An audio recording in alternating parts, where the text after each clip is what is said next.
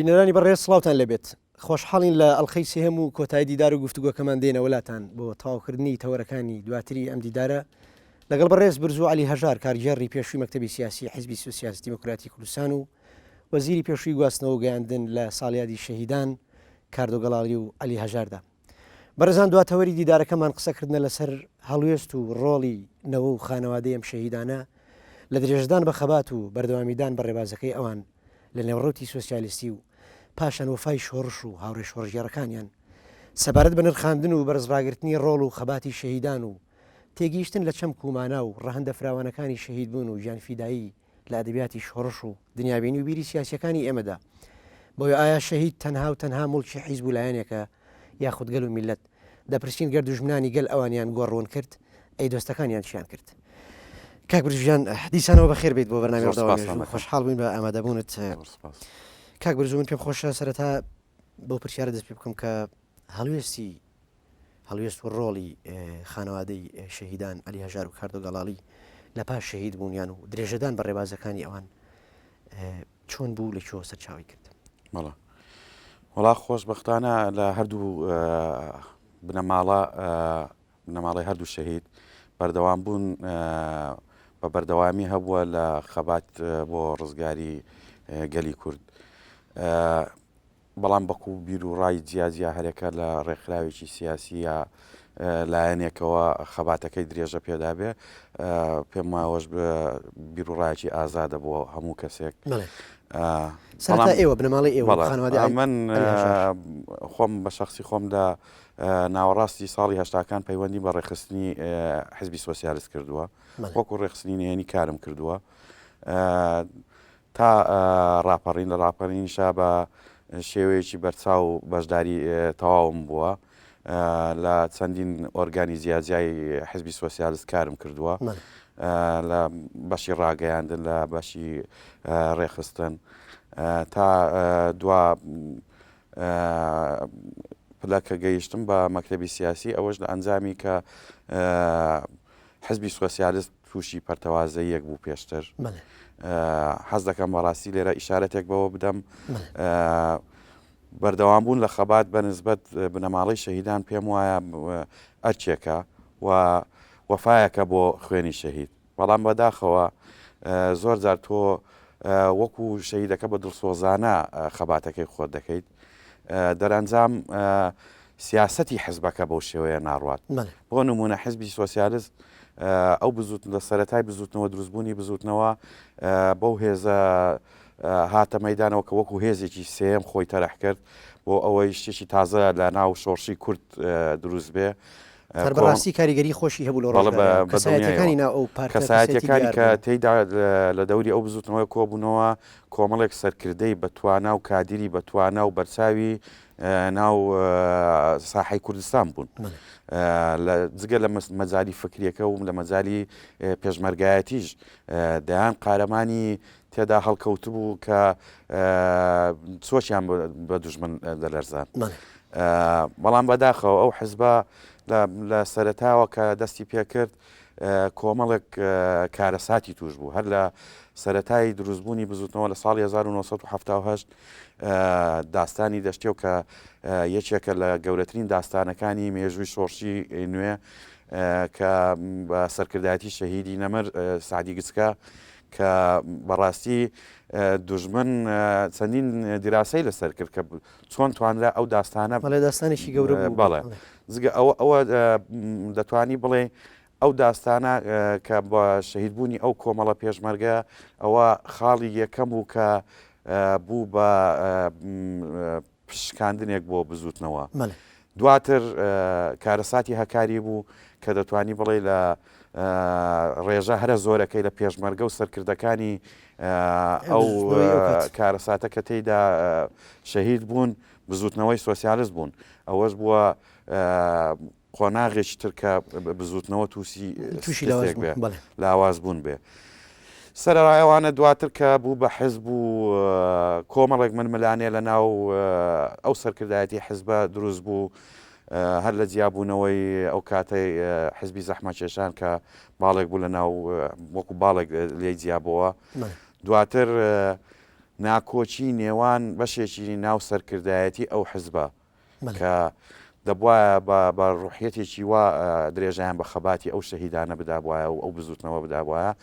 دوور لە و ململانەیە کە بە تایبەت لە سەردەمی شاخدا مەبەست لە ناخۆکی ململانەی سەرکردایەتی مەبەست لە کێ بوویان نەخۆیشان بە تایبەت لە بینی کام لە سەرکردەکانی بزوتنەوە بەڵە بەداخەوە خۆی ئەو ململانەیەکی فکری نەبوو زیاتر ململانەیەکی دەتوانی بڵێ شخصی بوو لە ناو مەکتەبی سیاسی و سەرکردایەتی دروست بوو کە هەرێکە بە بیر و ڕایەکی خۆی کاری بۆ ئەو حزبە دەکرد تەنانە دوای لێ هات لقەکانی حزب پابەند نەبوون بە سەرکردایەتی خۆیان لێرەدا دەمەوێت ڕۆڵی شەید ڕەسوڵ مامەند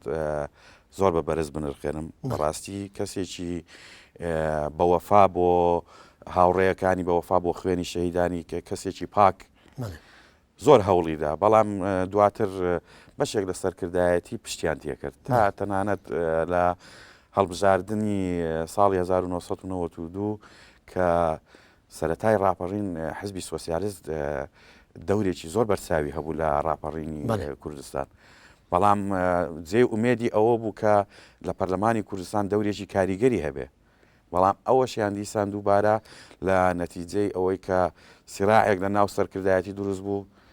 بەداخەوە کە تووشی لاواز بوون بوو کە ئەو کاتە بەڕێز خوالێ خۆش بوو سکرتێری حزب کە کاک ڕەسوڵ بوو کاک ڕەسوڵیان بە هەڵە برد کە گوایە چەندین دەنگ دێنن و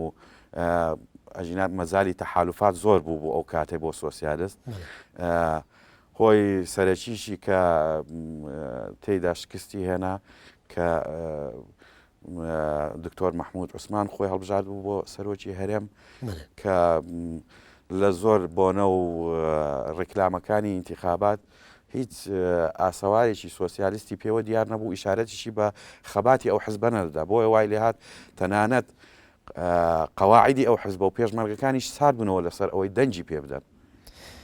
زۆر باشە کاک برجوو ئەی لە پاش دواتر لە بەشداری سیاسی و درێژەدان بە ڕێبازی خانەوادەی شەهید کاردۆگەڵاڵی چێ لەوان لە دوای شەهید بوونی کاردۆگەڵاڵی درێژەی بە ڕێبازەکەی ئەو شەهیدەدا مەڵە خۆی لە سەرەتای دروستبوونی بزوتنەوە هاوشان لەگەڵ شەهید کاردۆگەڵاڵی کۆمەڵێک خەڵکی نزیکی لە برا و ئامۆزا و ئەوانە بەشدار بوون هەمویان لەو ڕێخستنە بەڵام دواتر بەهۆی بەشێک لەو مەسەلەی جیرانەکەیان هەندێکیان سارد بوونەوە بەڵام بەشێکیان هەر بەردەوام بوون تا ڕاپەڕینەکە و تا دواتر کە حزبی سۆسیالیست دابەش بوو بەسەر هەردوو لایەنیەکێتی و پارتی لە ناو بنەماڵی شەهید کاردۆش کەسانیی بەرچاو هەبوون کە بەشداریان دەکرد و بەردەوام بوون لەسەر ڕێبازەکەی شەهید کاردۆگەڵاڵی باشە تۆ تا ئاستی مەکتەبی سیاسی لە نێو بزنەوەی سوسیالیسیا ڕۆشتیت لە نێو حیزبی سوسیالیستی ئەو کاتا ڕۆشتیت دواتر کرایتەوە زیر ئەمە چۆن بوو ئایا تۆ لەسەر میراتی خوێنی باوکت کرایتەوە زیر یاخود بۆ خۆت کەسێکی فعال و کارا و لێ هاتوو لە نێو ڕیزەکانی حیزبە بێگومان من شانازی دەکەم کە من کوڕی ئەو قارەمانە گەورەم و ئەوە جێگەی شانازیە بۆ من ئەگەر لەسەر حیسابی ئەویش بێ بەڵام پێم وایە کوڕانی شەهیدان و کچانی شەهیدانیش لە هەر تاشێکی ئەو کۆمەڵە بەدەرنین پێم وایە زۆر کات ئەوان بە حەماسەتر بۆ درێژەدان بە ڕێبازەکەی بەردەوام بوون لە خوان لە کۆمەڵێک شت مەحروم کردووە کە بۆی بتوانن ناو خوێنی ئەو شەهیدە بپارێزن منیش هەر کەسێک وەکو ئەو تاشێکی ئەو ملەتە بەردەوام بوومە لە ڕێخستن بەردەوام بوومە لە کاری حزبایەتی بەردەوام بوومە لە مەجای دراسەکەم بەردەوام بوومە توانیومە هەر ئەرکشێکم پێ بسپێرن وەکو هەر کەسێکی ئاسایی بە دڵسۆزانە جێبەجێکەم و زیاتریش کە بۆ ڕاگررتنی ناوی شەهیدی باوکم زیاتر بە دڵسۆزانە تریش کارەکە ئەنجام بدەم من ئەمێ ئەو پرسیارە بکەم تۆ لە درێژایی ئەو 4 ساڵی وەزارەت کە پۆستێکی بڕیاردەر و ئیداری و حکومیە توانیت بە ئەخلاقیاتی علی هەژارەوە بە هەمان دڵسۆزی و کورتپەروەریەوە بە هەمان ڕۆژگەی و پاکێتیەوە ئەو 4 ساڵی وەزارەتە بەڕێ بکەی بە دڵنیایەوە دەڵێن بەڵام ئەو کەسانەی لە وەزارەت کاریان لەگەڵم کردووە هەر هەمووی ماون ئەوان دەتوانن ئەو شایەتیە بدەن هەرچەندە من ئەو سەردەمەی کە لە وەزارەت بووم حکومەت لاواز بوو بێ ئیمکانیەت بوو من توانیومە بە پێی ئەو ئەرکەی پێم سپێردراوە بەو شێوازە بە دڵسۆزانە کارەکانی خۆم جێبەجێ بکەم کەمە بەستمەوەی دەڵم حکومەت لاواز بووە ینی نەمتوانیوە جێی دەستم دیار بێت لە پرۆژەی گەورە وەکو ئێستا نەبوو وەزارەتەکان کە فعالن ئیمکانیەتیان هەیە توانی بیان هەر وەزارەتێک پرۆژەی گەورە جێبەجێ بکات دەتوانی بڵێن ئەو کاتەی من وەزیر بووم تەنیا ناوێکی سیاسی بوو بۆ بەرامبەر بە دوژمن کە حکومەتێک هەیە ناوی حکوومەتی هەرێمی کوردستانە ئەجینا ئەو کاتە جاری وا هەبوو بە مانگ بە دوو مانگ موچەی فەرمانبەر و هەموو دوا دەکەوت بەڵام ئەو خەڵکە هەمووی بە حەماسەتێکەوە لە پێناو کوردستان درێژیان بە فەرمانەکانی خۆیاندا و کاریان کردووە بۆ هەمیشە دەتوانم بڵم هەموو ئەو فەرمانبەرانەی ئەو کاتای کە توانیویانە درێژە بەو فەرمانی ئیداری خۆیان بدەن جێگەی ڕێز و ستایشن وەکو هەموو پێشمەرگەیەک ئەوەش خەباتێک بۆ کردویانە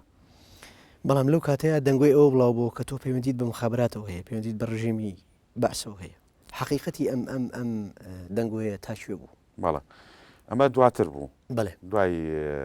پۆستی وەزارەتەکان بوو بەڵێ لەسەر و بەندی ئەخیری کۆتایی بوو وەکو لە حەڵقەی پێشوو باسم کرد بەڕاستی بەیانێکیان هێرشی کوڕی شەهید سعدی گسکات تەلەفۆنێکی بۆ کردم گوتی ئاگاداری چی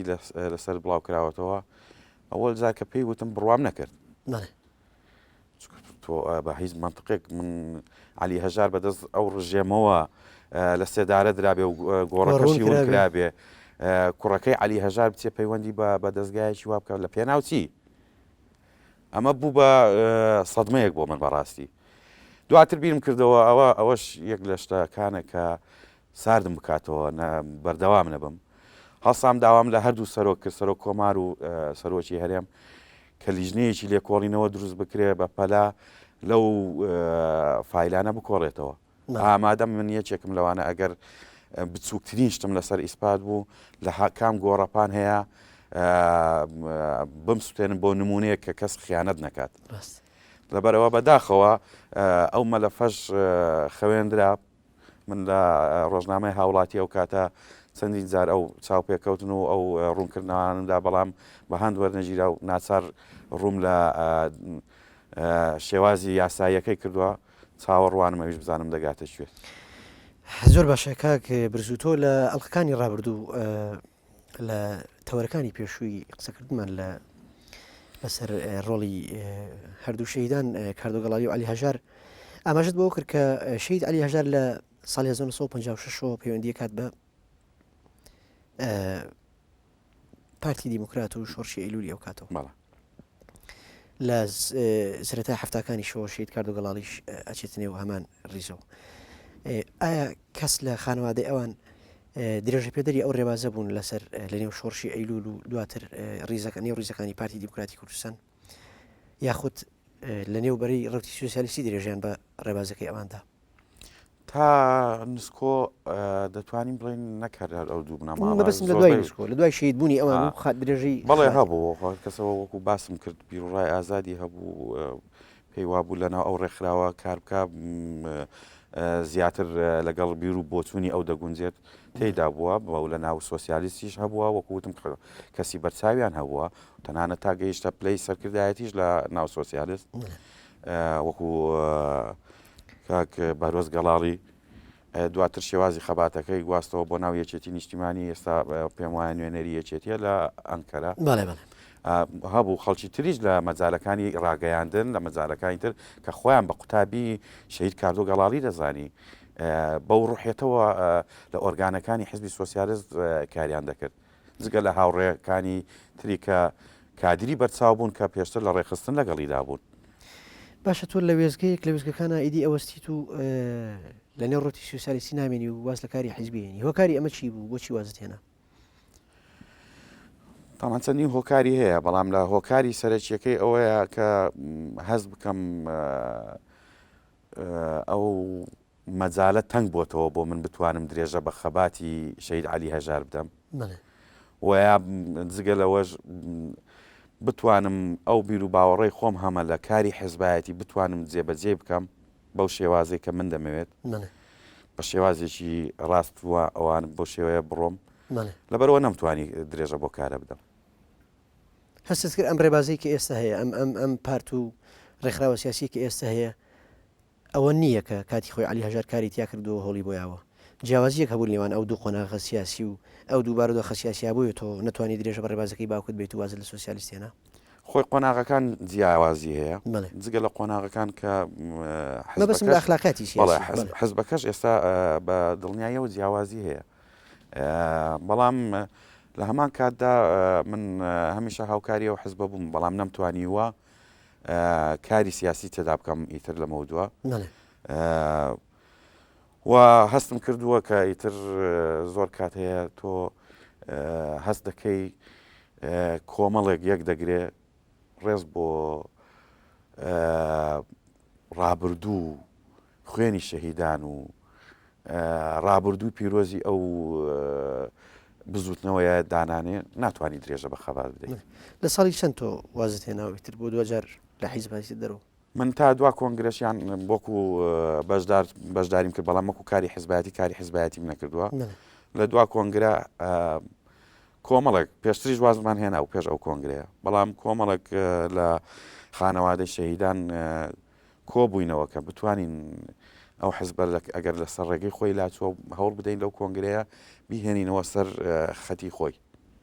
بە درێژە بە پێدەری خوێنی ئەو شەهیدان هاوکارەکانت کێ بوون لەو کۆمەڵێک بوون لە نێوانیاندا کۆمەڵێک لە کادیرە بە تواناکان کە لە دەرەوە هاتبوونەوە لەوانە شێرزادی شەهید قادر مستەفا کە بەیەکەوە لەوانە خۆمان هەڵبژار بەڵام دواتر وەکو وتم ئیتر وەکو هەموو ئەو ڕێکخراوە سیاسیەکانی تری کوردستان لە ناو کۆنگرە کۆمەڵێکیان گرت و ئیتر ئەوەی ئێمەیان بە میوان زانی و خۆیان بە خاوەن ماڵزانی دەمەش تەمەنا دەکەین بتوانن ئەوان لە خەباتیان بەردەوام من ئێمە دەتوانین لە خارجی ئەوەش بێ هەمیشە هەر بەردەوام بین وەکو ئەو بەرنامەی ئێستا بەڕێزت لەو کەناڵە ئامادەکراوە ئەمەش بەشێکە لەوەی کە بەردەوام دەبم لەسەر خەباتی ئەو شەهیدانە. باشە کەواتە خانەوادەی شەهید کاردۆ گەڵاڵی ئەوانیش دواتر لە حیزب هاتنە دەرەوە یاخود تا ئێستاش بەردەوامی هەیە لە کاری سیاسی نازانم لە کەسی دیار ماوە کەڵت خەڵکی دیار پێم وانە کەسی تێدا بێت لە خانەوەی سیدە ساڵی حوسیش وە بزانم هەر کەسی تیانە زۆر باشە کاک بروز من پێم باشە بچینە سەر تەوەریشی گرنگی تری دیدار و گفتوگۆکەمان ئەویش ئەوەیە ئایا ڕۆڵی هاوڕێیان و هاوخەبات و هاوڕێ شۆڕژگەڕەکانی شەهیدان عەلی هەژار و کاردۆ گەڵاڵی لە پاش شەهید بوون و گۆڕمونکردنیان و لە سێدارەدانیان چی بوو ئایا تا چەند توانیان وەڵامدارەوەی تەواوی ئەو خەبات و بەرخودان و گیانفیدایی ئەو شەهیدانە بن ئەو شەهیدە سەرکردانە بن کە لە ئاستێکی باڵایە وەکو دامەزرێنەر وەکو بەشدار لە شۆڕشی ئەیلول و لە شۆڕشی نوێشا ئەخلاقیاتی سیاسی کورد ئەقلی سەرکردایەتی سیاسی کورد چەند توانی مامەڵەیەشی ئەکتیڤ و تەندروست لەگەڵ بەرز نرخاندنی ڕۆڵی ئەو شەهیدانەیە بکات لە پاش شەهید بوونیان. بەڵێ بێگومان لە هاوڕێ و هاوخەباتەکانی کە هەردوو شەهید زۆرن کە لە ژیانیشان ماون بەشێکیان شەهید بوون بەداخەوە خۆی وەکو نەریتێک دروست بووە لە خەباتی شۆڕشی کورد ئەگەر من لە حیزبەکە نەمام لە حیزبێکی تر بووم هەز دەکەم ئەگەر باسی شەهیدەکەی هاوڕێشم بکەم زەرمەند دەبم بۆیە باسی ناکەم زۆر لە هاوڕێکانی وام بینی بێگومان ئەو خەڵکانی کە خۆیان شەهید کردووە هەرێکە لە ناو ڕێکخراوێکی سیاسی کاری کردووە بەڵام ئامانج و ئەهدافەکانی بۆ ڕزگارکردنی کوردستان بووە پێویست دەکات تۆ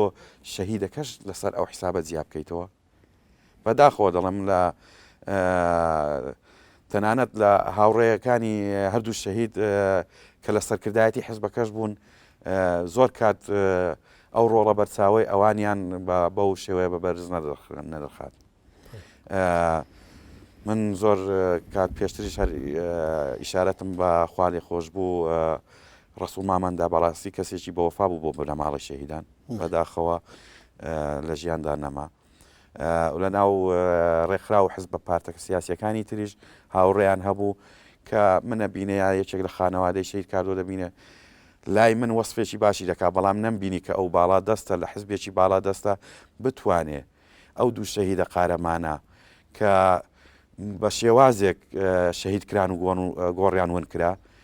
کە بتوانێت دەورێک ببینێ زادە بە ناوی خەڵکی سەیر و سەمەرە کراوە قوتابخانە بە ناوی خەڵکی سەیر و سەمەرە کراوە لە کوردستان تەنانەت دەورێک لەوە ببینێ لە زیاتی ئەوەی کە گۆڕیان نییە ئەو دوو شەهیدا شوێنێکی شیا و بە ناوی ئەوانە بکرێت ئەو دەورەیان نەبینی سەرڕای ئەوە حەز دەکەم ئەوانە هەردووچیان پارێزەر بوون جگە لە خەباتی سیاسی جگە لەوەی ئەدیب و نووسەر بوون لە علی بەتایبەت شەید علی هەژار لە مامۆستایان لە ئەندامی دەستەی دامەزرێنی لەری یەکێتی مامۆستایان بوو نەمبینی لە قوتابخانەیەک بە ناوی ئەوان بکرێ ئەوانیش هەڵوێستیان هەبێ تەنانەت ماوەیەک پێش ئێستا کە یەکەم جار لە مێژووی ژووری پارێزەرانی دادگای هەولێر ئەوە ڕوویداوە کە دوو پارێزەر لە ناو ئەو ژوورە بگیرێن لە سێدارە بدرێن گۆڕیان ون بکرێ هەڵوێستیان هەبێ هەڵوێستێکیان نوان چەند کەسێک کە جێگای ڕێزن کە من نایان ناسم